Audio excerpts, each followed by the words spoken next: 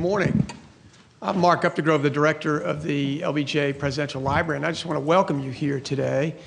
You are in one of the 13 presidential libraries that now grace the American landscape with the opening of the George W. Bush Library in this same state last April.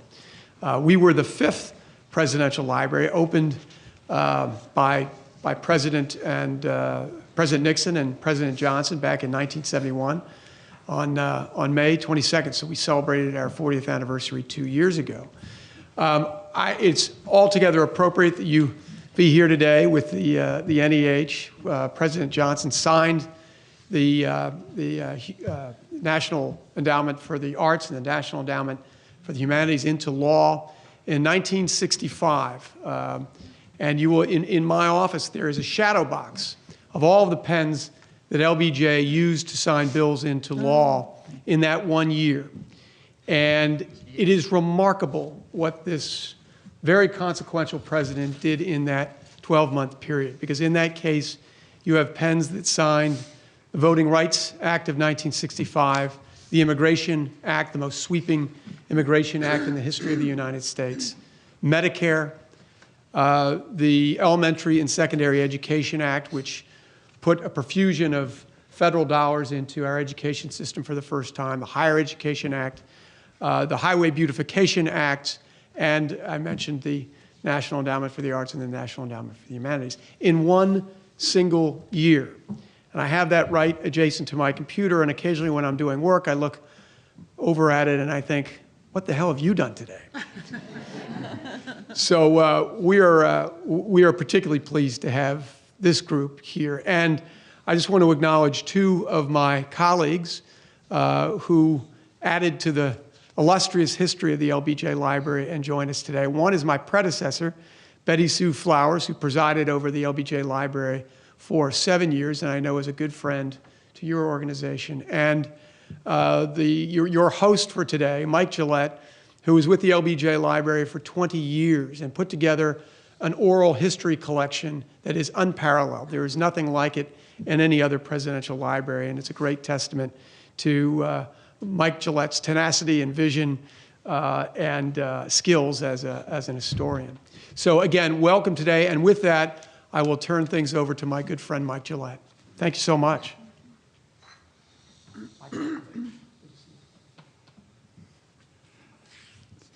Thank you, Mark. It's an honor to be here in the LBJ Presidential Library, and you're right, it really is the appropriate place for this gathering, not only in terms of its history with the legislation, but also because the library itself, under the visionary leadership of Harry Middleton, Betty Sue Flowers, and Mark Updegrove, has carried on such a rich humanities content for the public, for students, for the nation, that I think Lyndon Johnson would have been so proud of.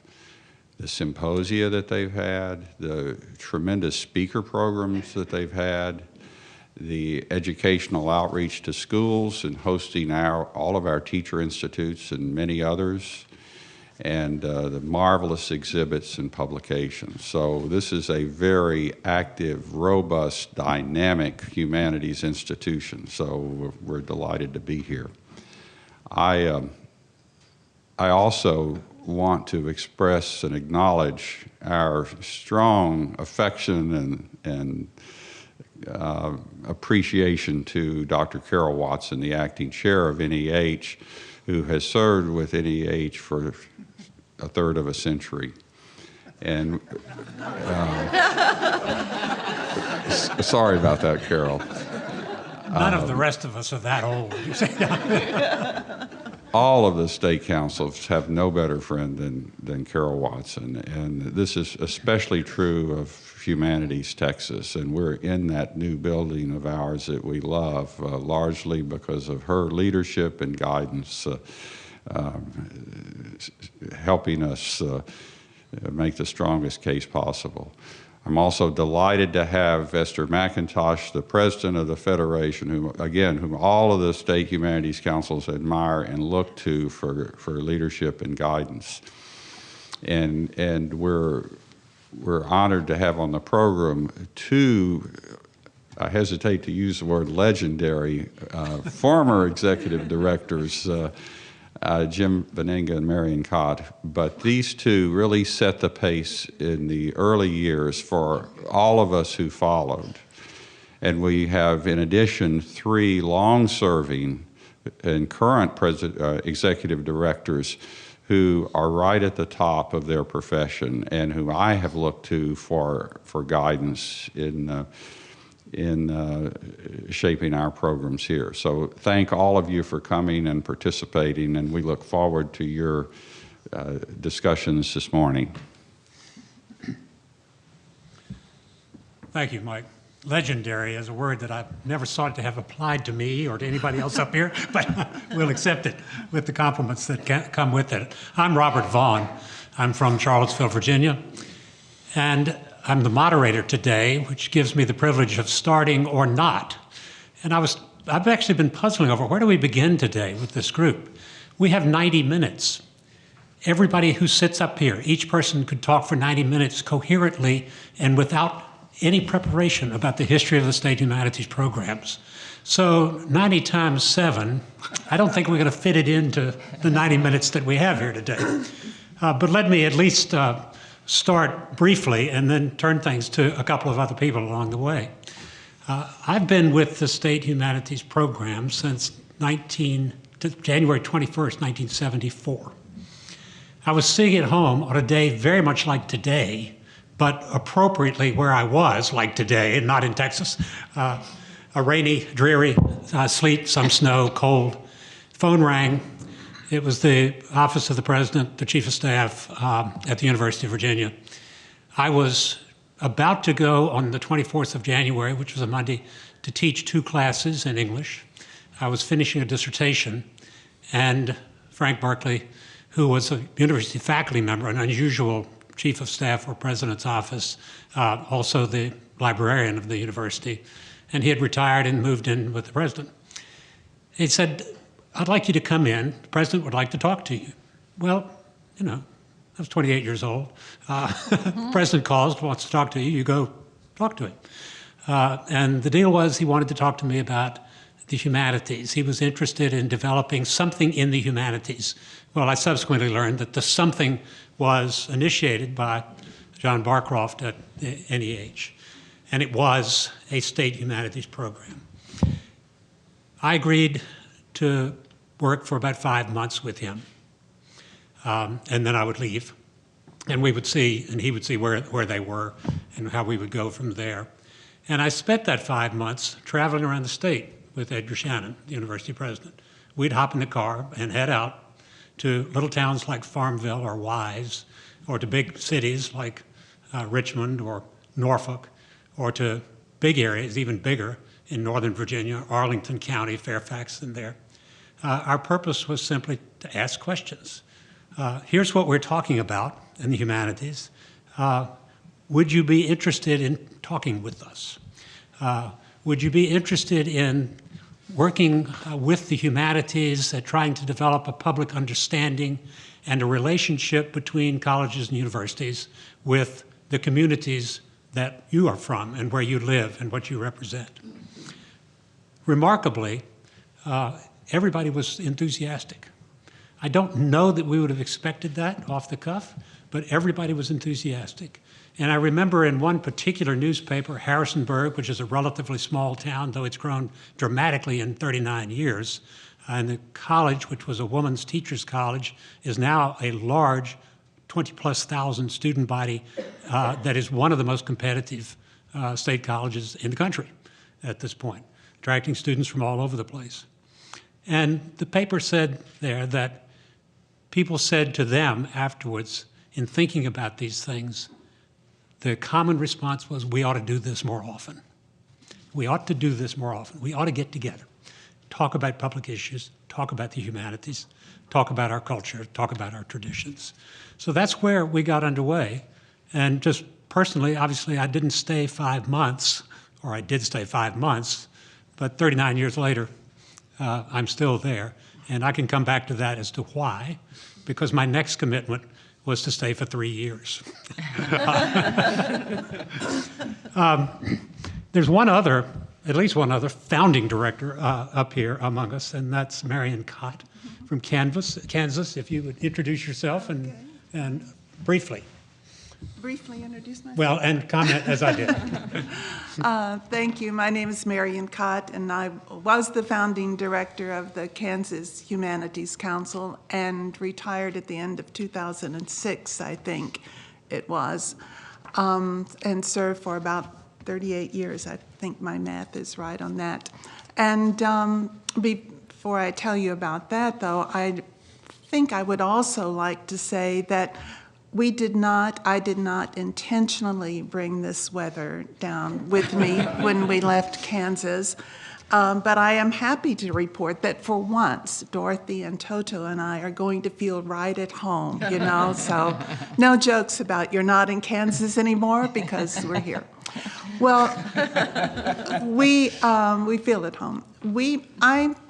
My story is similar to Rob's in that my husband and I moved to Topeka, Kansas, where he took a job teaching Latin American history at Washburn University. I came with him. At that point, I too was working on a dissertation. I was kind of an underemployed faculty wife at that time, teaching adjunct and evening college and summer school, trying to figure out what I was going to do with my degree in Latin American history at some point in time. When the Dean of Liberal Arts called me up one day and said, there is this man who wants to talk to you, and he's forming this new committee and looking for someone who can write an application to the National Endowment for the Humanities. I'd never heard of any of this. So I went in and talked to Dr. Arthur Zook, who was the chair of this group of 5 middle-aged, middle-class white men who were going to put together this Humanities Council, or committee at that point. And we began to do things similar to what Rob did. We talked to people, we gathered groups together, trying to figure out how we would go about putting together a program that used the humanities to address public issues and what those issues would be and how we would manage it. And we were kind of delightfully ignorant about how to go about this and what it should look like and how one would manage it and any number of things. And that proved to be to our advantage. The National Endowment for the Humanities gave us a huge amount of space and room to experiment with things. I, at that time, was working with a bright young woman named Carole Huxley, who was my program officer. We would talk, but she would never say, you have to do this, you can only do it that way.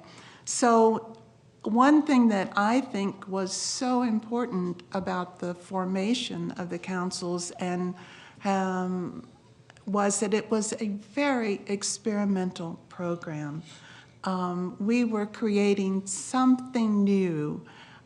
We didn't know exactly what it ought to look like, but it was something new, and we were all engaged in this effort. And it began experimental, and I think that's been one of the factors that has contributed to the longevity. You know, we never got stuck. It was always evolving and changing, and it was hard work, sometimes more challenging work than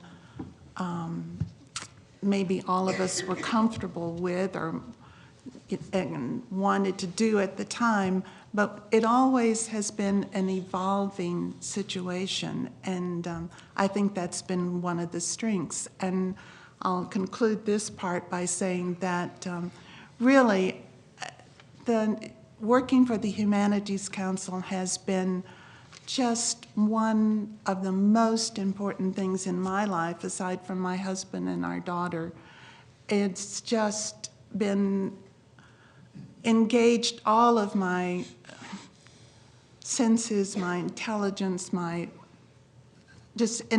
everything has been shaped and formed by this work and the people I got to know and the things I got to try and the things I got to learn over those years. So it was a wonderful job that I liked until the last day I walked out of the office. Jim, Veninga.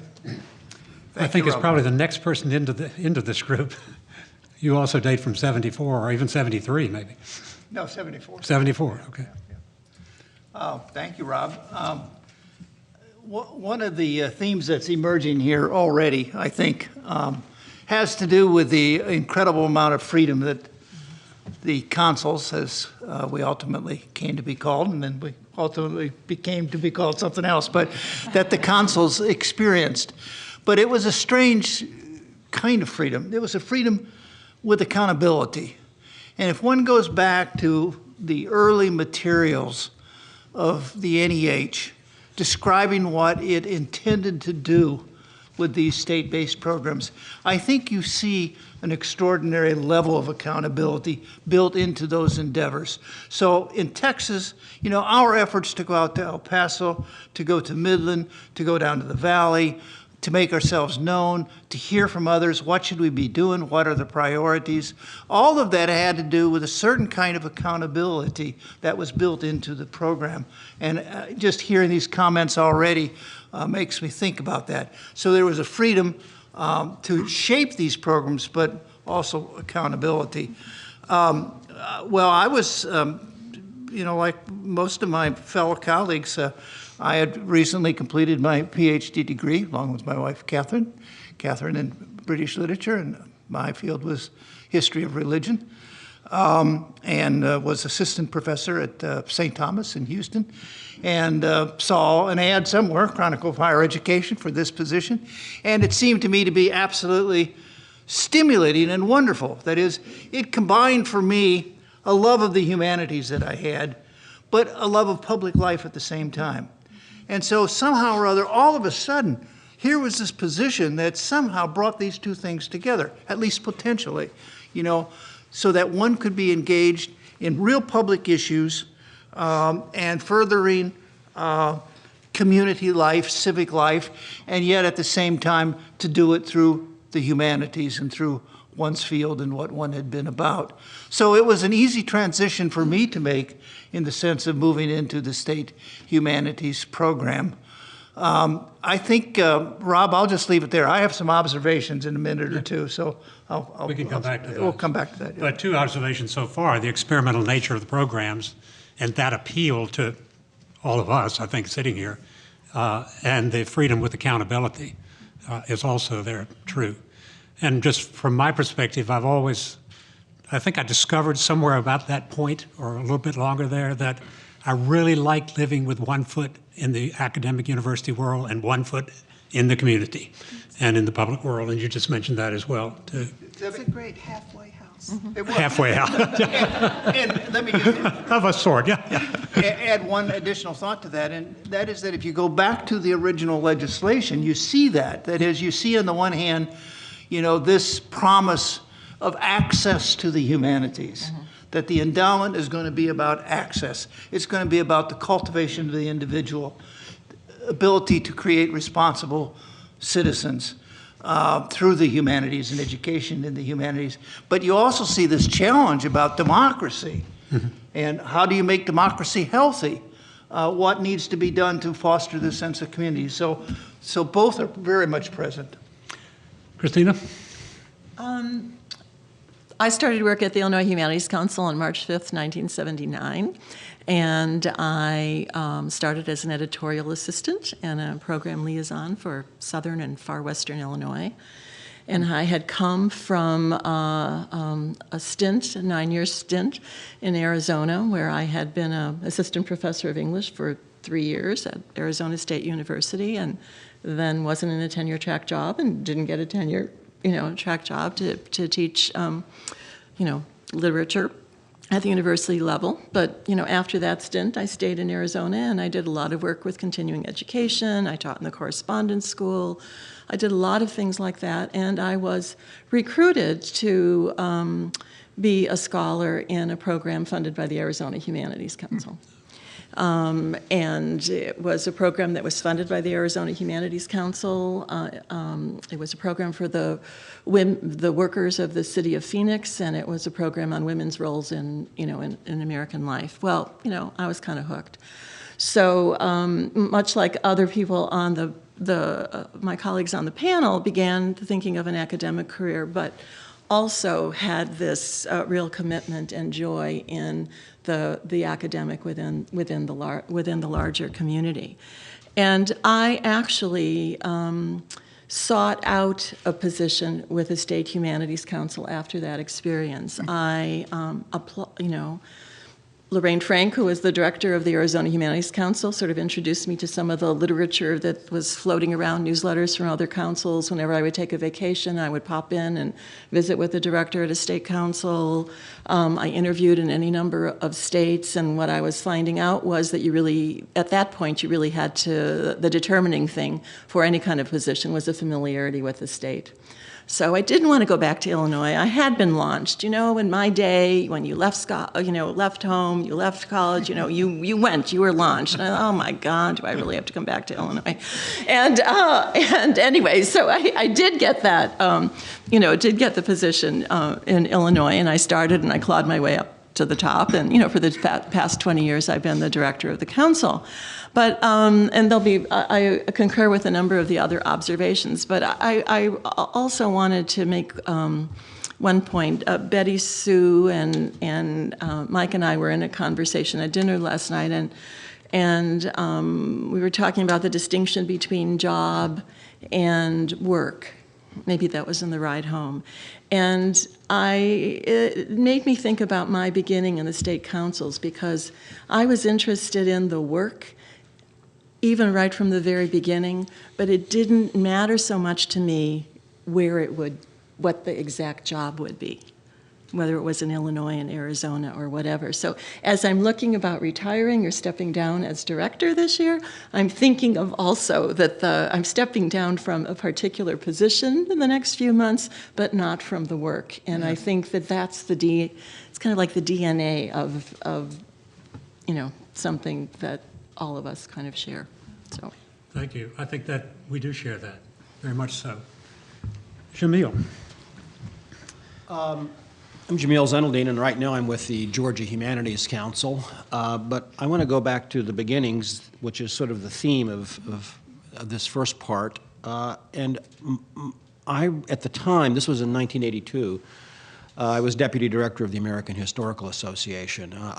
My experience was as an academic historian, the history of American law, in fact. And when your field is as narrow as the history of American law, you can't specialize in any one century. It's from the beginning of time to the present, which was my field. And so I was asked by the director of the DC Community Humanities Council at the time, this was 1982, to participate in a program that was in a series of senior centers in DC.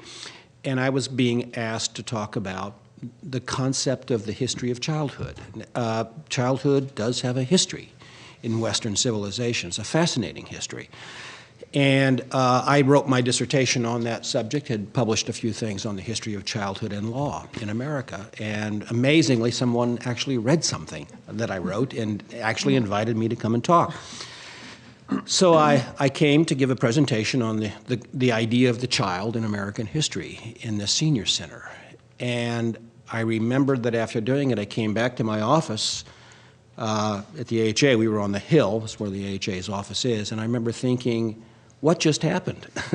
Here I am, an academic working in an organization for academics, the American Historical Association, and I just talked with a room of seniors, there must have been 50 or 60, about the idea of childhood in American history, and had lots of Q&A that was very challenging to me and caused me to have to think differently about even the subject that I was talking about, not only because of the audience, but even articulating why this was something worth talking about.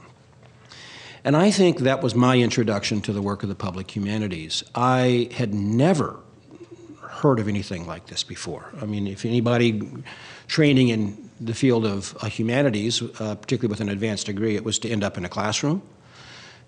Maybe to, if you're inclined, maybe to become a scholar as well. But the idea of communicating with the public was nowhere on my radar. For that matter, nowhere to my knowledge on anybody's radar in higher education in 1982. The closest that any of the scholarly organizations, scholarly societies got to that was if they did programs for teachers. But the idea of talking about the significance of some aspect of history or the humanities to a public audience, and then having an expertise as a historian, is an incredible challenge. And it left a mark on me. And we've heard some allusions to the work of the Humanities Councils. And I realized then that's what I wanted to do. I actually went to Washington to get involved in public policy. I had a teaching position and was interested in aging in public policy. Worked on the Hill with Claude Pepper for a while before coming to the AHA. And this was it. What better world could we ask for than a world of talking to human beings who are curious about life, in this case, reflecting on their own lives, and talking about something so important as the life of children. And I left that experience knowing that I wanted to do something there, but had no concept of even how to go about it, because I was aware that there was the DC Community Humanities Council, but I didn't know about anything else. Well, as circumstances would have it, it may have been Carole, could have been Carole's predecessor, Marjorie Berlincourt, invited me to come to the AHA, to the NEH rather, and to review some applications in public humanities and in the state humanities councils, and I realized there was a network of these organizations, and to me, that was it. This was, we've heard the language of experiment. There's no other way to describe this. This was unheralded, unprecedented in American culture. It remains unique in every way.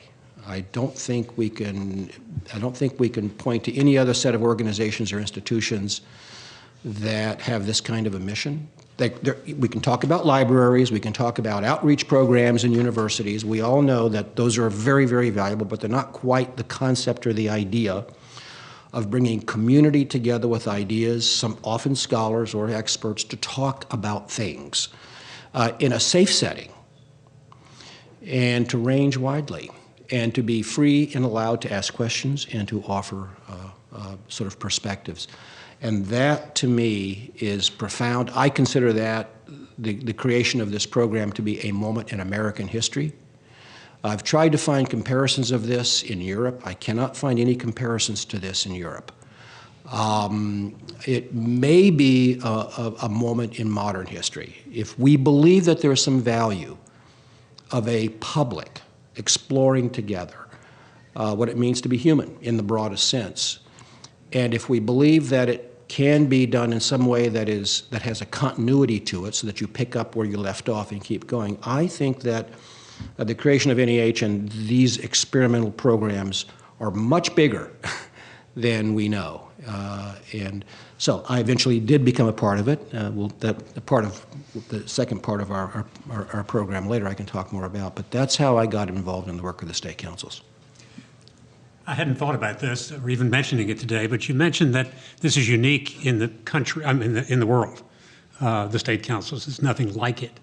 And it reminded me that about 7 years ago, Andrew Wyndham and I, Andrew's been on our staff also for 39 years, were invited to come to China at the Chinese government's expense to spend 2 weeks with the Minister of Culture of Beijing and of Shanghai and with other non-governmental organizations, because they were interested in the Virginia Foundation, a state humanities program, as a model for rural cultural development in China.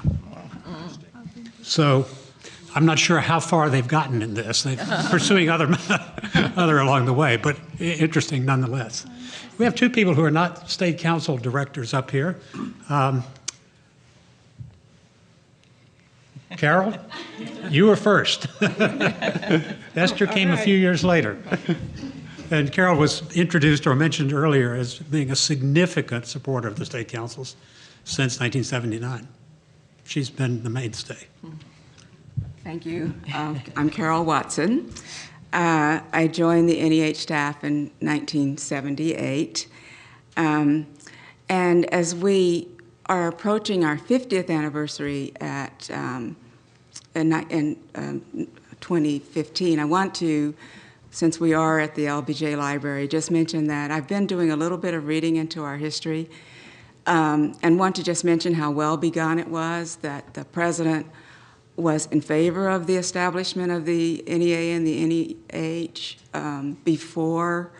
He was a part of the establishment. In fact, he gave an address at the institution of the first NEH chairman, in which he talked about the importance of education and the people. There are two great entities that need to be joined. So that was something that I discovered as I looked into our past. So I think that the state council's concept really was driven from the very outset, even before the endowments came into being. In reading the history, the many small histories that have been written, and some of the confidential memoranda that are still around at the NEH, what I have been so impressed by is the institutional will that is there. It's powerful. It's so evident when you read those memoranda. Many of the histories talk about the reluctance of the endowment to establish the state humanities councils. But what I find is certainly caution, but there is no way that the state councils could not have been established without the passionate support of both the early director, John Barcroft, who was brilliant, and the man he worked for, the chairman, Ron Berman. Mm-hmm. If you look at the memoir that Ron Berman wrote, I think it was the early 80s, and the memoranda back and forth, and you read what they were saying to each other. John Barcroft said, in order to make this work, the staff people have got to be able to smell the conviction of the staff. He said that if you don't get that, if you don't get a staff that has that passion, that conviction, we might as well wrap it up. The selection of Jeffrey Marshall, who was the founding chairman in Oklahoma, the selection of the first, or the founding director, Jim Bohr, who was a program officer. There are so many early people who worked in the field in the States that were brought in to Washington. It was sustained quietly, I would say, by during the Lynn Cheney years by Celeste Cogan, who was the chair in Wyoming. Marty Sullivan, who became head of public programs at NEH, was director in Indiana. So the infusion of the intention behind the state councils, I think, was fed, and I'm saying these names because I want those names to be on the record. Was certainly there. I, like many here at this table, I was finishing my doctorate at George Washington University in American Cultural History. I think we were all children, is the message here. I wasn't sure what my next step would be, and someone said, "You belong at the NEH." They were telling me, I belong at the NEH. What are you talking about? And happened to know someone there and got me into a round of interviews. So I interviewed for 2 days solid and fell in love. I couldn't believe that the federal government was actually supporting this. And I knew that I wanted to be a part of it. And I knew that of course I knew that I could do the job, but I had to be acceptable to this family. And that was the issue. And so I waited and waited, and then Monday, when you get hired at NEH, you don't get a call from the person who is going to be your supervisor. You get called by the personnel office. It's very formal. And it was the National Endowment for the Humanities offers you the position of. And, you know, for me, the rest is my personal history. And when I talk about John Barcroft being the brilliant mind behind the state councils, John Barcroft had been, he had left NEH 2 years before I became a program officer. But he held, I will say, court at a hotel restaurant, and NEH program officers in the state program would go regularly to have lunch with him, and he would, you know, infuse us with enthusiasm and encourage us. And every new program officer had to go through a similar process as new state councils that were being formed one by one who came to Washington to talk to John. So that was my second frightful encounter. They had hired me, but would John approve? And so that was just a wonderful family that I had become a part of. And I'm not going to go on because maybe I can share other experiences about the progress of the state councils through the years. But that was my beginning. And the correction that I want to make is the notion that at the very top, the chairman and the other staff at NEH, I mean, the will for this to happen, the will to realize the first words of our founding legislation, which is that the humanities belong to all the people of the United States, was absolutely there, an absolute commitment. They didn't know how to do it, but they were determined to find a way. Thank you very much. Esther. Well, I came to this later than... Does everybody know who you are? Oh, I'm Esther Mackintosh. Esther Mackintosh. I'm the current president of the Federation of State Humanities Councils. And I am the person at this table who came to all of this the latest, but I'm also the person who has the privilege of sitting at my desk and being able to look up at my bookshelf and see all of the documents of these early years of the Federation. A full set of the earliest publications that the Federation put out, and a lot of other essays and variety of things that came my way in looking at the history of the Council. So I'm hesitant to say too much about those early years because I'm sitting with a lot of people who lived them, and I read about them and heard stories about them, so I'm interpreting to a certain extent. But I will say that in kind of reading through some of these documents before coming down here and refreshing myself about some of the things that were in the Federation reports early, certainly want to reiterate what everybody here has said about the enthusiasm and the wonderful passion and the excitement about starting something that was brand new in those days. But I think it's also important to remember that it wasn't easy. It was a challenge what all of these folks and their early colleagues were trying to do. One of the documents that I read, and you can all correct me, but I think that the very first conference of the Federation was in Minneapolis. Is that correct? Yes. So Jim Smith, who was an early employee, my predecessor actually, because I came to the Federation as somebody who was going to be handling publications, and Jim Smith was my predecessor in the Minneapolis office, so he wrote up a description of this very first conference. There was a Republican congressman from Minnesota who spoke at that conference, and by his own accounting, he wasn't really a champion of the idea early on of an endowment for the humanities. But he became a real champion, and as a consequence, he came and spoke at this conference. He talked about what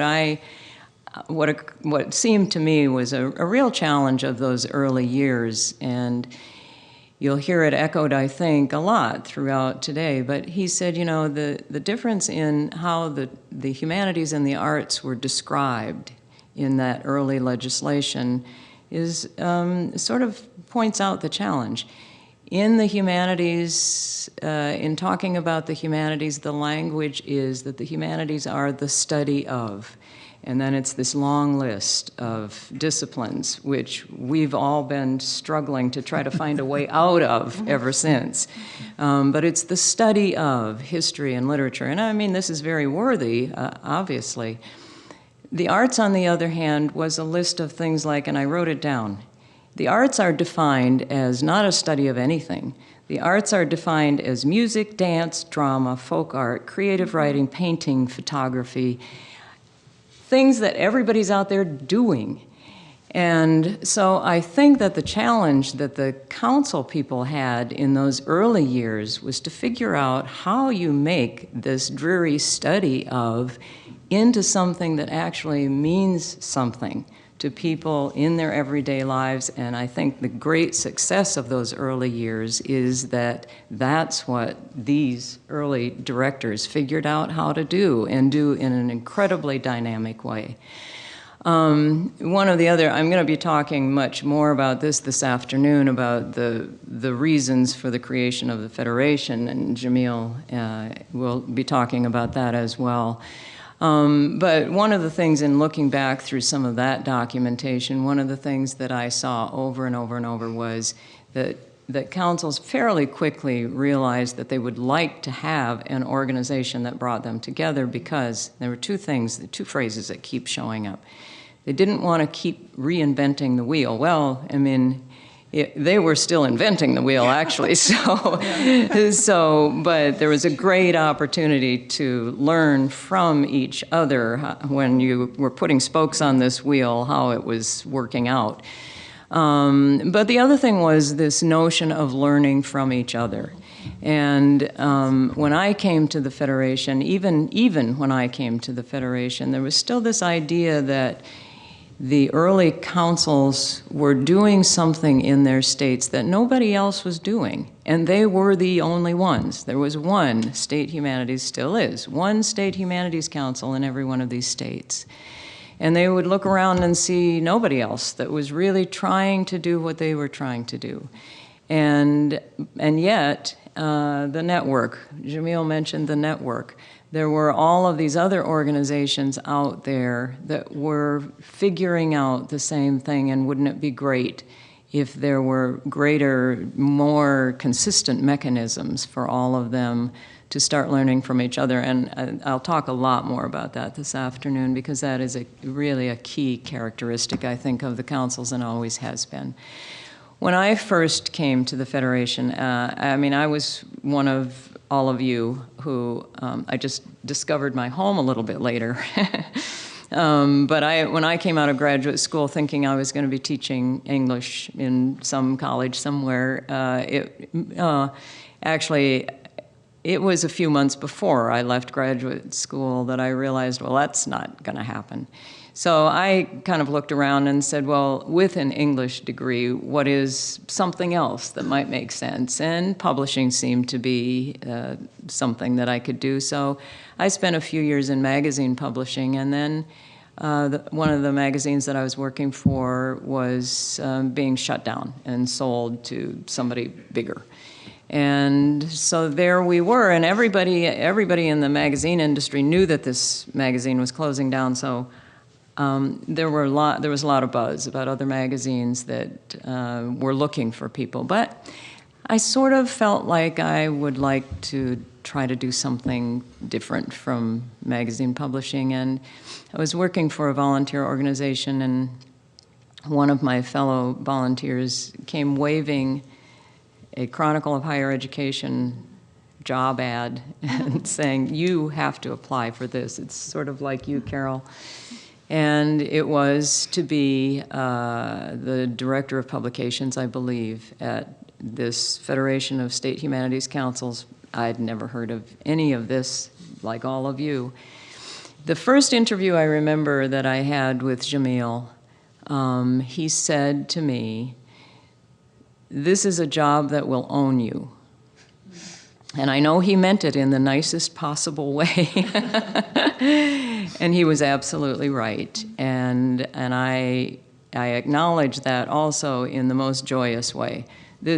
All of these jobs own us. And Kristina hit it right on the nose when she said, these aren't jobs. That's why they own us. They're not jobs.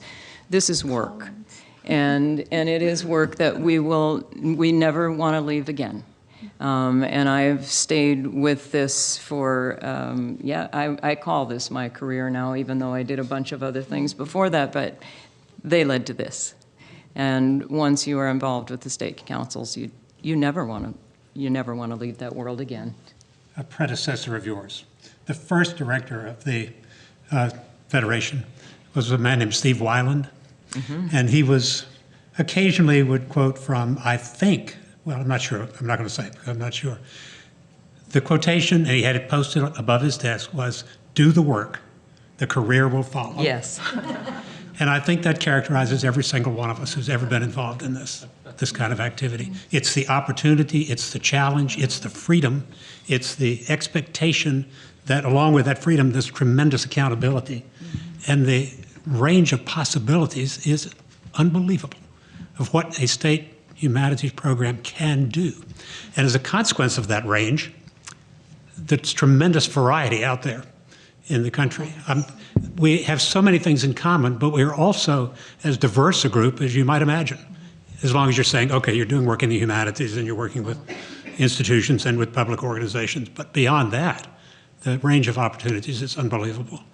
We have so little time here. And as I said, everybody here could talk for 90 minutes. But let's think a little bit together here about, well, what is it that led us into this and where are we going with it? And if I can just suggest a few topics along the way there. One is the diversity of what we all do in looking at a couple of examples.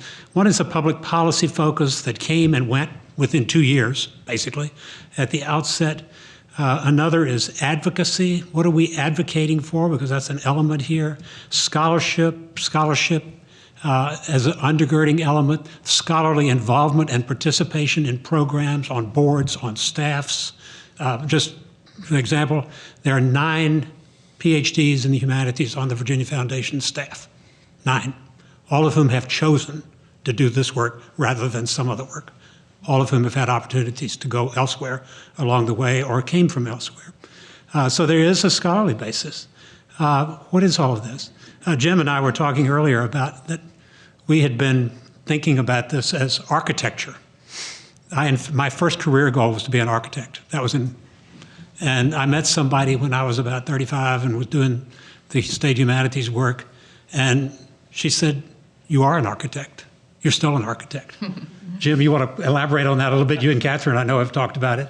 And I know when Esther just said, it owns you, well, Ellen, my wife here, Catherine, sitting next to her, it's owned them too. It owns the whole family. It's pretty astonishing. I mean, okay, we've been here 39, 40 years, but so have they. So. I guess, Rob, I would pin it back to that freedom that we talked about and the ability really of people to come together, very diverse people from all parts of the state. That's what happened here. It's what happened in California, Virginia. So an opportunity to bring people together and to create. That is to really say what can be done to further public understanding and uses of the humanities. So that the creation, the freedom of an architect to sit down with the empty page in front of him or her and to go to work on it. That's to some extent, I think, what we experience, this ability to create. And I would add to that the unique structure that is for governance that we had. And that governance structure meant that we were private, nonprofit organizations, 501c3. We had a lot of responsibility to the federal government.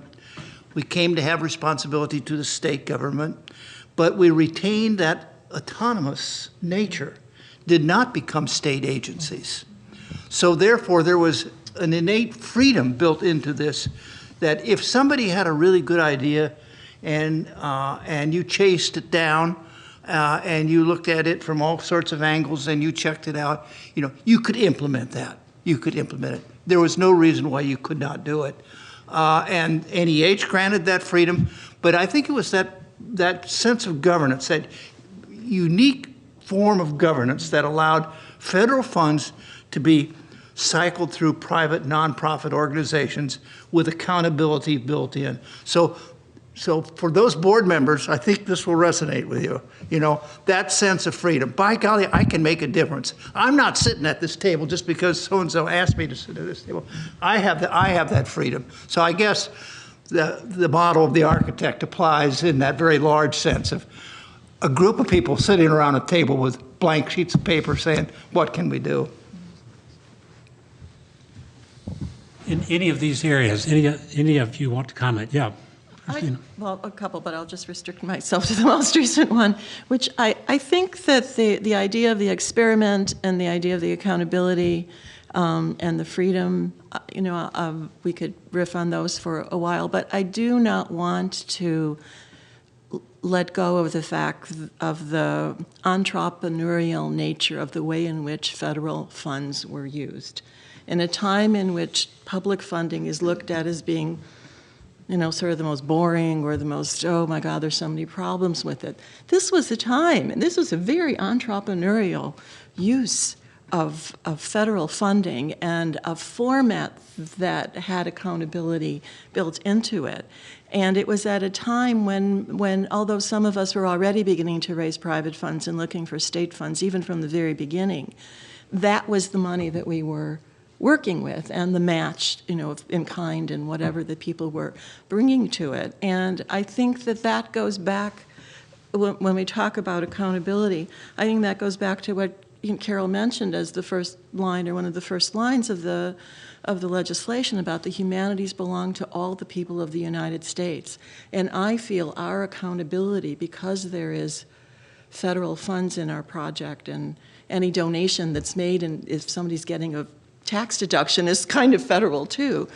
And I think our accountability is to the people of the United States, to people who have paid taxes, who may never benefit from the work that, in particular, that we're doing, which is why we have to be so accountable to doing the best and being the most imaginative and the most good stewards of the funding that we have. And I think that sort of gets lost when we just talk about what an experiment we were. Well, at the beginning, we were an experiment that was born, believe it or not, in Congress.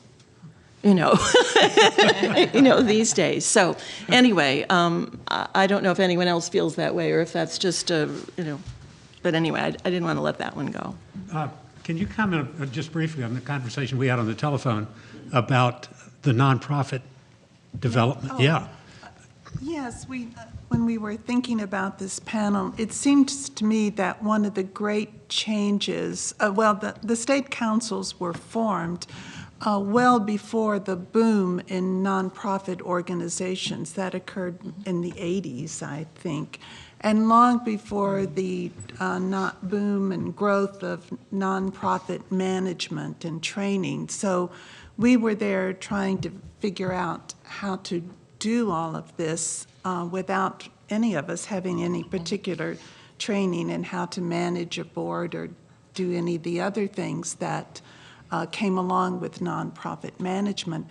But it seems to me that one of the great changes in my own council occurred when we began to consistently think of ourselves as a 501c3 nonprofit cultural organization. For many years prior to that, we used this wonderful language. We were a re-grant organization of the National Endowment for the Humanities. And we got money from NEH and we re-granted it to organizations out in the state. And they were accountable to us and our guidelines, and we were accountable to NEH. And of course, I'm exaggerating a lot of this for purposes of making a point, but at some point when we began, and I think this coincides with when NEH agreed that we could do other things besides public policy, we then began to see ourselves in Kansas, at least, as a nonprofit cultural organization. And it's like, I've thought of this several times, it's like we turned around and really looked in the other direction. We looked more to the state. We've always been state-centered, but we looked more toward the state and thought of them no longer as re-grantees, but thought of them as our clients, our customers, our donors, in a way that we had not done beforehand. And I think that made a huge, wonderful difference in how we were seen in the state, because it was no longer our guidelines that they had to be accountable to. We wanted to know even more what they wanted and how we could serve them. It was an empowerment for everybody involved in the process, and that's when we began to really just take on a whole different life for ourselves. And it wasn't exactly, it didn't come without a lot of pain and work and challenge, but when it came, it was an empowerment for all of us. Jamil? No, Carole. No, please Go ahead. You. One of the things which you mentioned is public policy, and we haven't talked about it, but for the first almost decade or so, that's what a Humanities Council had to do, was the humanities and public policy. And by today's standard, with public funds, that's a frightening thought. But keep in mind that when the NEH was created, and especially when the Humanities Councils were created, this country was in a kind of an upheaval. The civil rights movement was well on its way. Some of our cities were burning down. We were involved in a war. The country was deeply divided. The creation of NEH in '65 was kind of just before many things began to fall apart. But by 1970, there was a lot of drama and pain in our society. And as we know, college campuses were exploding in '69 and '70. So I think that it's just to pause for a second and to put into context what it means to create these state programs with the requirement that they examine history and public, or rather the humanities and public policy, is in its own way very precious. And I think as we talk about, and even though we are no longer talking about, we've been given the freedom now to do what we want, it grew up in a time when democracy in this country was very, very intense, when conversations about the significance of things were very, very intense. And that's the period when the Humanities Councils were also born. If we have later moved away from public policy specifically, I think what I would have to say that was very important, I think, Carole, about the leadership of the endowment, including yourself, in working on this concept of bringing the public policy to the Humanities Councils, is it was the best grounding that could be found to deal with the problem that Esther raised, which is the arts do it, we talk about it. But so why waste your time talking about it? This is why.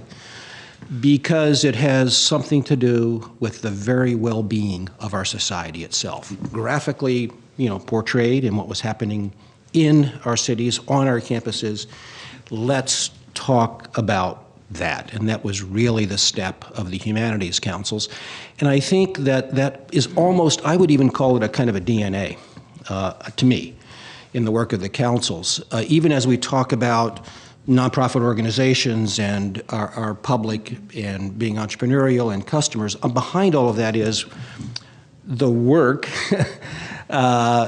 is this larger objective, not always talked about amongst us, but the kind of society that we want to live in. What does the good society look like, and what does it mean? So public policy pressed us in that direction very early.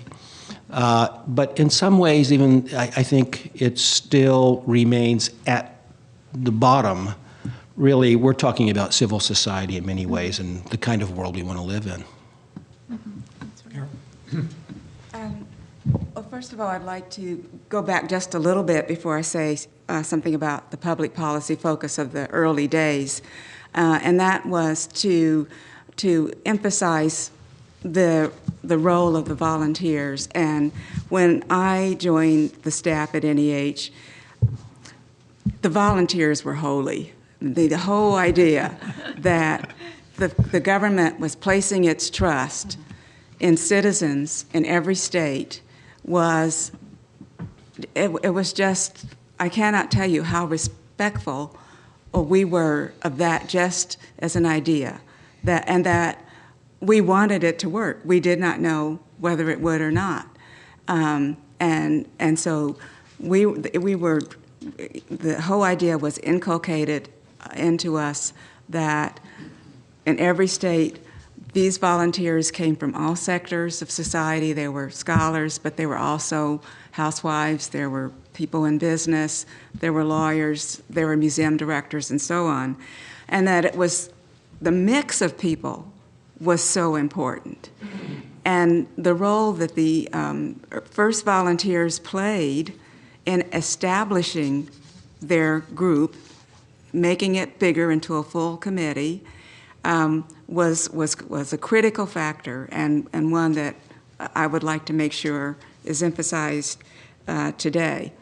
And in going forward, what we were looking at was, the purpose was the humanities and the public. So we put a lot of emphasis on wondering whether or not the state councils were actually doing outreach, whether they were reaching broadly through the state, all people from all sectors, all geographic regions. And one of the things we were looking at is whether or not different groups were being brought together. Was it just this group that just agrees with itself, and so we're just going to reinforce that? Are we bringing disparate people together to talk about a common issue? So connecting people was extremely important. My view of the public policy focus that began the concept of state councils was simply, how in the world do you get the humanities and people together? I mean, this was never done before. People have said that it's unique. So the public policy was the idea of John Brockcroft to make this link happen. It was very simple. It was very instrumental, and I believe if you look back, you'll see how I think it was extremely restrictive, but it really did inspire those early people who came to Washington who felt that they could actually do something that would matter, and that, I think, fed their passion for what they were doing. It was amazing, the work that people did, unpaid work, to get their program started in their state. So that's... Can I? Yeah, Jim. Let me just add to the public policy focus for a minute. This was an NEH requirement, which ultimately was eliminated by kind of consultation with the Congress, and it was the Congress that really wanted the freedom for the consuls to move into fresh territory. And I think almost everybody associated, including NEH staff, associated with the consuls, was really happy with this decision because it allowed us to begin to experiment with new areas, new themes, new programs. The whole idea of, a new Texas, a new story, a broader story in Texas, diversity in Texas, Mexican-American history. All of that began to emerge really once that public policy restriction was gone. But at the same time, it's my feeling that the legacy of that is enormous.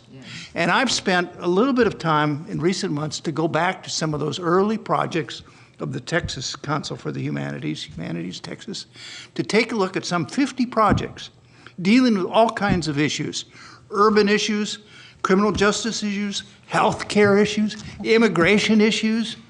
It's an incredible list. And I must say that the success of those grants strikes me, that something happened. And so it seems to me that there is a legacy there, and it is a legacy about community, about civic life. Mike, I see it in the literature of Humanities Texas in terms of mission, that cultivation of the individual, humanities, what does that do ultimately to society and to culture, and in programming too. So, it's not gone, as Kristina just mentioned, that we learn to do it better. And maybe in not as great a way, but certainly it seems to me the public policy emphasis is still around, and I'm glad it is. Thank you. I hear a lot of nodding, and I don't hear any nodding. I see a lot of nodding. I hear a lot of agreement up here as well. But it's interesting, too, that the council, well, we were formed, as Jamil pointed out, in this very difficult time in our society. But thank goodness we were also formed before the boom in talk radio and the boom in 24/7 or 27, whatever it is, 24/7 news coverage and all of that, because just like you did, Jim, I've been thinking about the various public policy issues that we took on in that early time.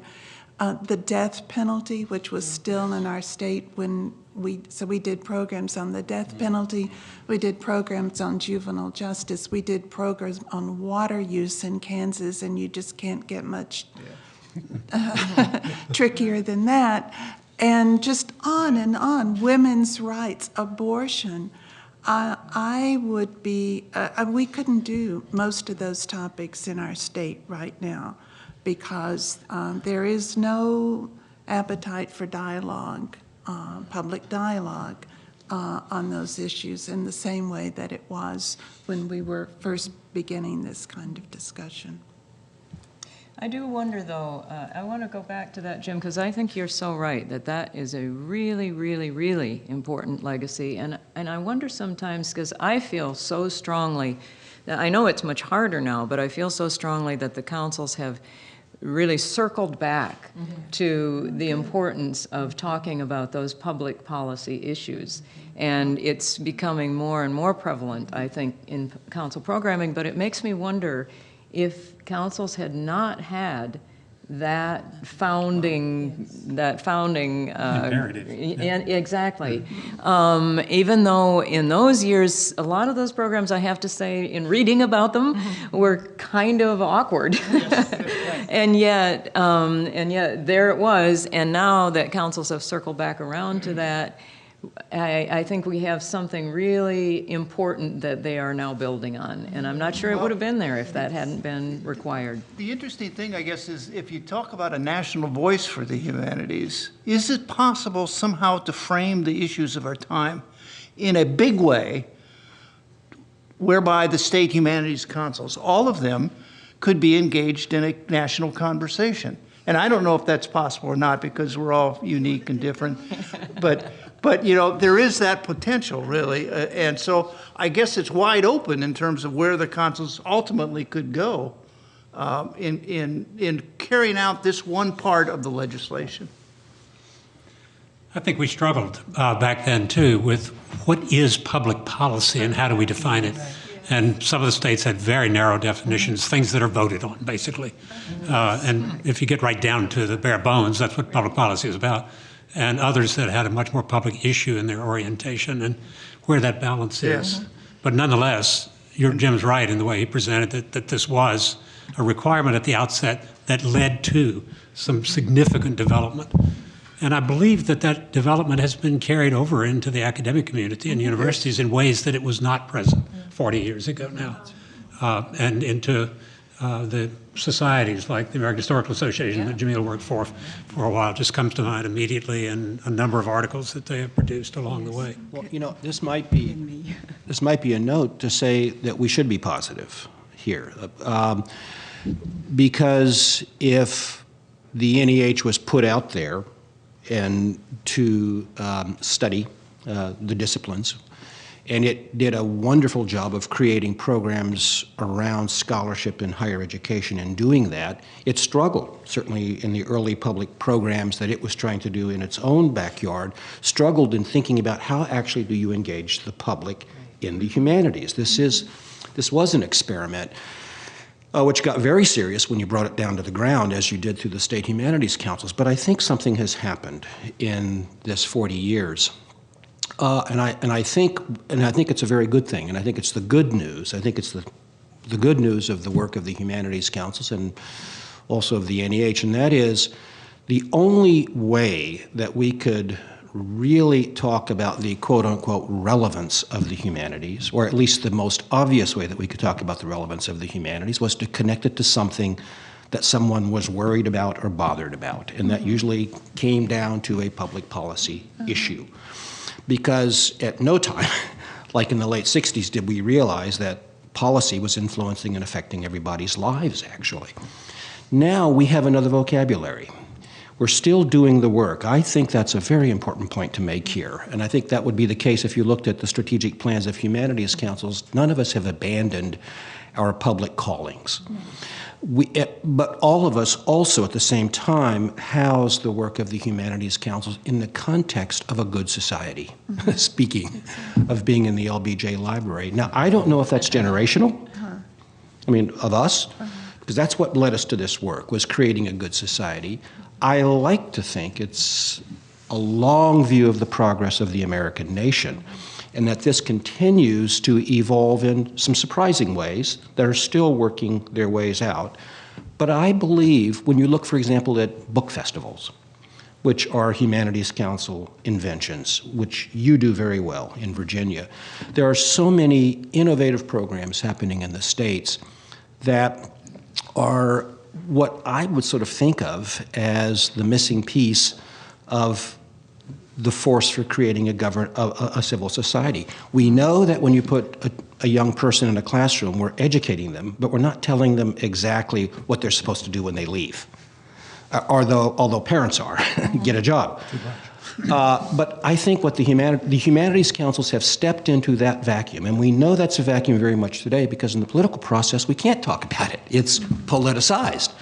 But the notion of a civil society is urgent and needs to be talked about somewhere. And I think we're finding those places, and the humanities councils are one of those places, I think. In a more indirect way than attacking the public issue per se. That's right. Carole? Just very briefly, I would like to say that very early on, at the outset, one benefit of the outreach to the public was to benefit scholars and scholarship, to help scholars begin to think, the way it was put, as they went about their work, to keep the public in mind. So it was seen as efficacious for scholars and scholarship as well as for the public. And that was very clear in Charles Frankel's involvement and advice to the program early on. True. We've got a couple of minutes left here, really. And what I would like each person to do here is, in 1 minute, mention a program that you know of. It could be in your own state council. It could have been from the beginning. It could be this year. Just one that you think addresses something that is significant about the state humanities program. So one program. Anybody come up with one? I'll start. Okay, good. Thank you. I think one of the most exciting programs that I was involved in was the Great Plains Chautauqua that was created by our colleague Ev Albers, and joined North, South Dakota, Nebraska, Kansas, and Oklahoma in creating for any number of summers this touring Chautauqua program that involved first-person characterizations of famous people from history, and it involved speeches and book discussions and film programs, etc.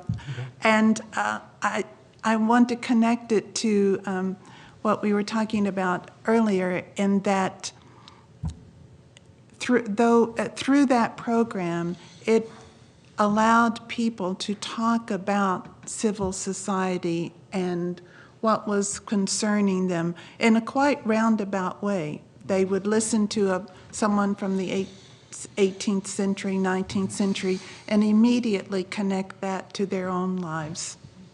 It was Somebody wonderful. else? Keep it short. Oh. Short? Jamil? Jim? I'm going to mention one project because I see Sam more in the audience, and that's the Library of America project, a book project that Sam was so involved in.